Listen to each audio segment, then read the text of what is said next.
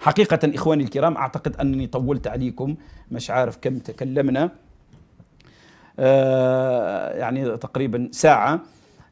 شكرا لكم جميعا. بالنسبة للإخوة اللي قالوا كلام طيب شكرا لكم. الذين أساءوا الأدب فهم يتكلموا ويسيئوا الأدب ويعبروا على تربيتهم وهم يسيئون إلى من ينتمون إليهم، يسيئون إلى والديهم ليس إلا، وهم ذباب لا قيمة له عندي ولا يساوي شيء.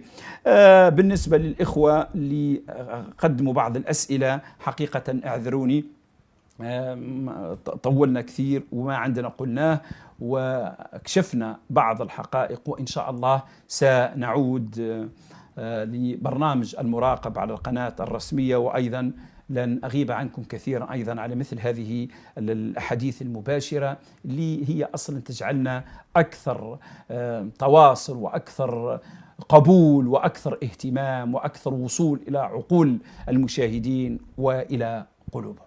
صدقوني ليس لدي مصلحة لا في المغرب ولا في المشرق ولا في الغرب ولا في عند العرب ولا أي شيء من هذا القبيل، ليس لدي أي مصلحة خاصة. يعني لو كنت أردت المصلحة الخاصة أهجر هذا العالم وندير استثمارات ونصير من رجال الأعمال، ما أسهلهم، وعندي علاقات في دول الخليج وفي كثير من الدول، من غدوة نصبح رجل أعمال.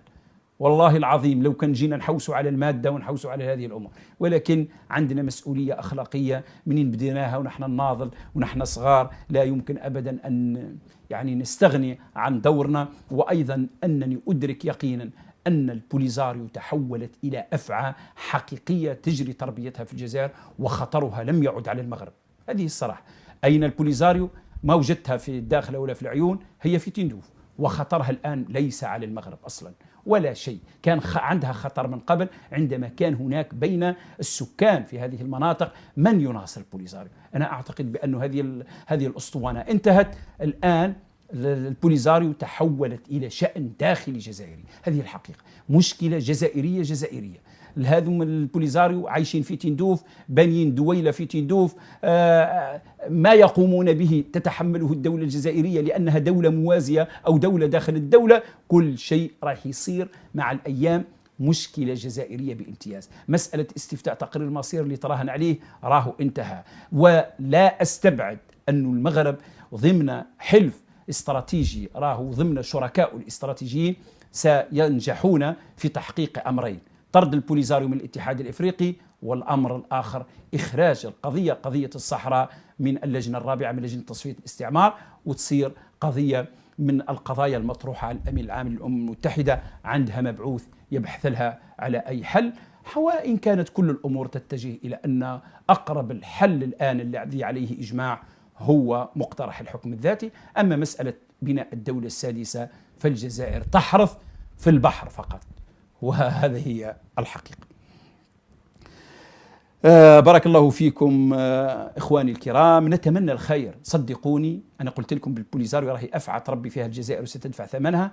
أيضا الأزمة القائمة ما بين الجزائر والمغرب ستتضرر منها الجزائر كثيرا، ولكن النظام يستعمل في هذه الأزمة فقط لأسباب داخلية وليس لدعايات يروجها. عندنا نظام لا يكره شيء في الدنيا مثل ما يكره الشعب الجزائري. هناك عدائية صنعها النظام منذ مطلع الستينات ما بين المدني والعسكري، كبرت حتى أصبحت الآن، رغم أن العسكريين هم أبناء الشعب وفي النهاية يولوا مدنيين، ولكن قيادة العسكر دائما تكره الطرف المدني، ولذلك تتسلط على المدنيين بمنطق الكراهية، وهذا سيضر كثيرا بالبلاد. ويكفي الحال الذي نحن عليه، طوابير في كل شيء، تدهور العملة، الصحة ما كانش، المستشفيات ما كانش. رحت درت المغرب كثير. طوابير الوحيدة اللي شفتها تعرفوا وين؟ لما نعملوا طابور باش نركبوا في الطيارة، أو أنه هناك أحيانا طابور هذاك باش يتم التفتيش نتاعنا في المطارات. هذه هي الطوابير الوحيدة التي وجدتها ورأيتها، ولم أقف على غيرها. ومن يقول غير هذا فهو كذاب. لا يعني أنه البلد جنة، كل البلد عندها نقائصها. هنا في فرنسا اللي هي دولة من الكبار ودولة نووية واقتصادها عالمي، ورغم ذلك تجد الكثير من النقائص. طبيعي تكون نقائص، ولكن ليس لحد أن يكون للمواطن الجزائري راهي الآن الكهرباء تنقطع ولا حديث. وتبون منذ فترة فقط يحكي لنا على أنه سيزود القارة الأوروبية بالكهرباء، والجزائر راهم يعانون الأمرين. درجة الحرارة وصلت في بعض المناطق راهي قربت من 70 يا ناس، الناس تحترق، الناس ما عندهمش إمكانيات باش يدير مكيف، الناس ما عندهاش بيوت يعني معمولة بطريقة تحميهم من هذا الحر وهذا القحط. ولكن للأسف الشديد راهي الكهرباء ينقطع وما يتكلموش عليه.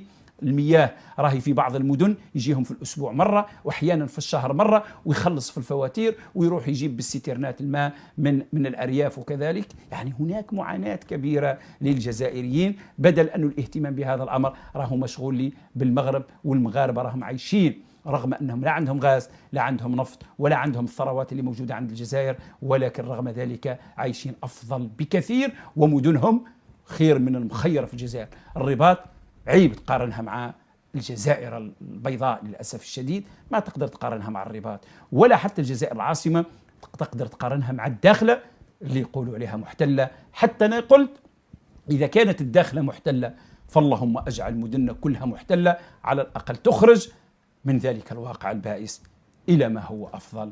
والشعب الجزائري يستحق الخير الكثير، ولكن الله ابتلاه بنظام يكره نفسه ويكره بعض ويكره الجزائريين ولا يحبون الخير للجزائر. وكل ما يقوم به من هذه الجولات والحركات والله صدقوني هي كرنفالات فقط من أجل عهدة ثانية لتبون التي حسموا أمرها ورايح يفوتوا لكم تبون مع أرانب سباق. قلت نعم قلت لا، شنقريحة راهو لا يمكن أن يسمح فيما صار يوصف بالسيدة الأولى من خلال ما رأيناه من صور.